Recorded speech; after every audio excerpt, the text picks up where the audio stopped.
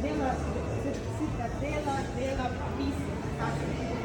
Cittadella del Pace. Citadel of Peace.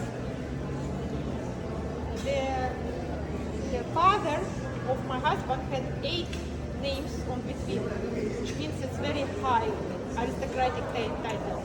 So our family in the beginning had one Mincharton, who were creating bank system, but wow. He was a doctor. And people called him Medic.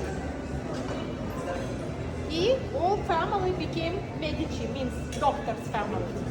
Medici then had a branch apart, so they were first family of my husband, then they started to have a branch themselves, so before they were just doctors, Medici. Then they became Medici with a capital, letter, and completely dynasty. So it's a big dynasty, you know, that they're bankers, they are organized the whole system of banks in the world. So family of my husband is a foundation of this. And the family of my husband, there are many people who were involved in business, let's say commercial activities at that time. In that time, before Renaissance, it was very popular when a person involved in everything. He's doctor, he's philosopher, he's a banker, he's a businessman, everything. And it was so many personalities like this. Also, it was time when it was the best transport was ships. If you have a ship, like now you have a Rolls Royce, that's the best one. So if you have a ship, because ship was only the faster transport everywhere around Italy and all Mediterranean and Adriatic Sea, which was important at that time. Venice, Genoa, all of the Florentine Republic, San Marino, they were all traveled by very fast ships with wings, of course. So it's a sailing boats, but they really fast. So in that time, in dynasty, in the family were many captains, and captains were already title aristocracy. They've been given by fire title, because if he has a ship, means he's a king. So he has a villa, palazzo, and everything like this. So dynasty is really rich. So I was researching more than anyone in the family, because I came to the family, I'm Russian origin. I came and I was very interested because my father is an architect. And we had a big library at home. And I knew his relatives already when I was childhood, because I just was, I liked to read, and we had the library. So when he told me name Piero della Francesco, I already knew him from my childhood. And this is one of in the dynasty. So Piero della Francesco, it's amazing artist. His art has no price. Little picture like this has no price. So it's in all the museums around the world. Very small number of this art. If you will come to museum, you will see it's completely protected. You can't even get closer. Such has a value of it. And he was, of course, at that time, all religious frescoes and everything. It's amazing. So everything is stayed on the ceiling still. And the Piero della Francesco had a very important and famous fresco called Legend of True Cross, which is not biblical. There is no in Bible any story about the excavator of True Cross and lifting it up. It happened after Bible time. It was 4th century. So in 4th century, Queen Elena, Empress Elena. Yeah, repeat please, I will do. Yes, okay, yes. Empress Elena, she was asking her son, in that time, Emperor Constantine, Great Constantine, Empire of Roman Empire at that time, she asked him to find True Cross because it didn't disappear. It was under barbaric mountain and grave, and nobody knew where is it, but they knew the place exactly where Christ been crucified. And she got the journey there with, of course, all people who supported her, and they found 3 crosses exactly in that mountain. they found the 3 crosses, but they didn't know which one, exactly the one where Christ was crucified. Since then, the nearby, in that moment, by God's providence, was a funeral procession. And the dead person, when the cross been lifted up, alive, he resurrected. So, of course, everybody understood that this is a true cross. So this is all story in our church, in our chapel, on frescoes around. It's amazing. So now we're gonna make a production, Zai. We're gonna make a production souvenirs with each scene from this fresco, starting from Old Testament, story of Queen of Sheba, how it came to King Solomon and everything. So this is all story and Old Testament, New Testament, describe it in the frescoes of Pier della Francesca in our church. So it's amazing. So when we will start production, we will give you as a souvenir so you will know what it is. So since that dynasty was developing in the centuries, there are many personalities who were improving the world. For example, wine inventor from his dynasty. He has even the memorial table, like a big table on the wall in Venice, Andrea Bacci. He was the one who invented exactly fermenting wines. He described it all processes. Imagine, Italian people, all history, they were doing wine, they were producing it, but nobody described it well. Yeah. He was the one. Since now in Italy, in all academias about the wine, because there's in Italy it's a big education. Many people, they want to become wine producers.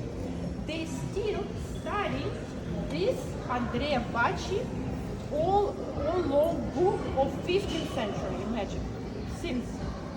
And the most interesting personality happened in 20th century. It was a cardinal, Antonio Bacci. He was impressive because it was 1986, maybe even you remember him. So he was. I was involved. So he was impressive because in that time, in 20th century, Bible everywhere in the world already started to translate to many languages, already kind of forgotten which is the beginning, how it was starting. And the most important, the Catholic Mass in the church, yes, in the temple. It was already in different presentations. So it was not one sample for everyone because of the language, of modern language, right? Because before in the ancient language it was not exist, plain, telephone, what you understand? So language Sure. changing. So he took all ancient scriptures and completely made the similarity to the modern language.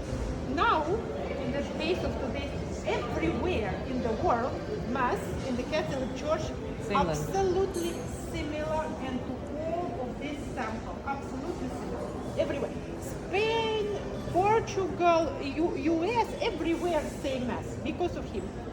And he was so much productive as a writer, and wrote many books about.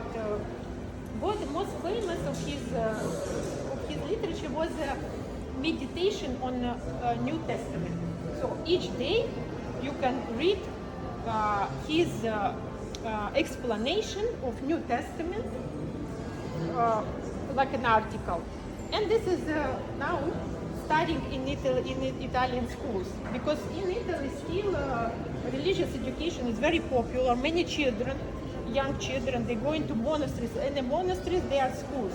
It's not like a modern world completely like in Germany and everywhere. In Italy it's very popular, and they learn, they studying religion, and they studying this meditation for New Testament of Cardinal Antonio Bacci. So he's very well known in Italy, and this is like many people even since now they remember him.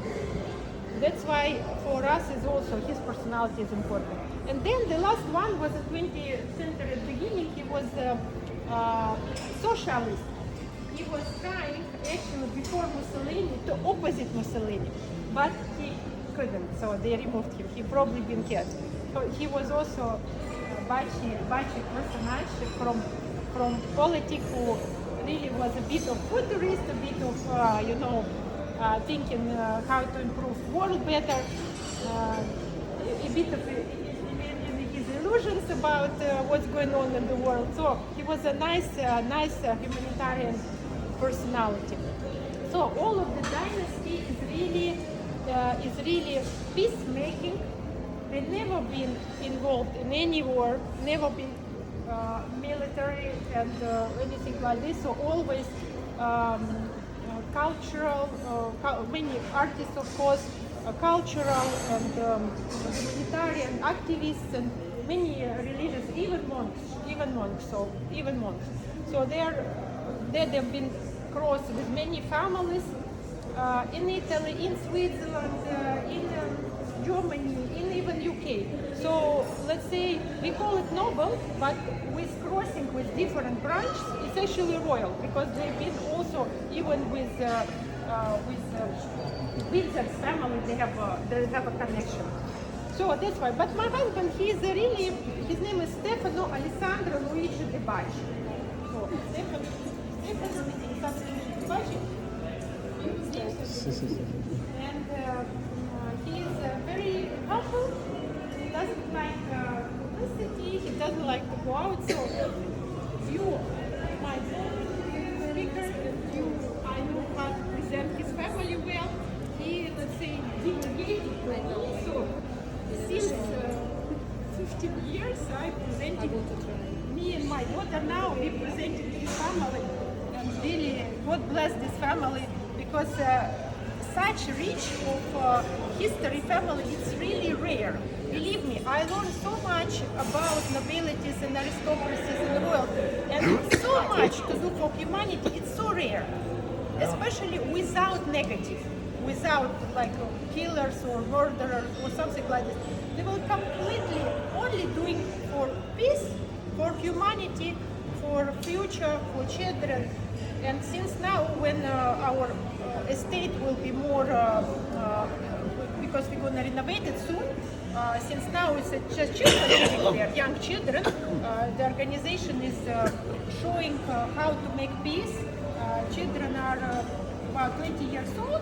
They're from different countries like Palestine and Israel, Russia, Ukraine, and they show us how to live in peace. They're making social content, learning business, and just it's like a camp there for young children. But the most important that they have a stage in Gaga in the United Nations, and President Conte already been before, and he now Marjorie, but before was Conte.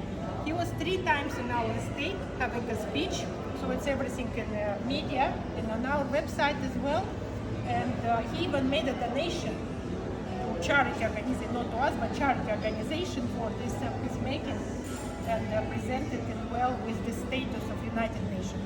So God bless every of you. Thank you so And much. now for Elena listening. and Anna De Bacci help people to change world and support people, and they're the best connector, and we are so happy we have in Dubai such amazing leading family. Yes. Merry Christmas to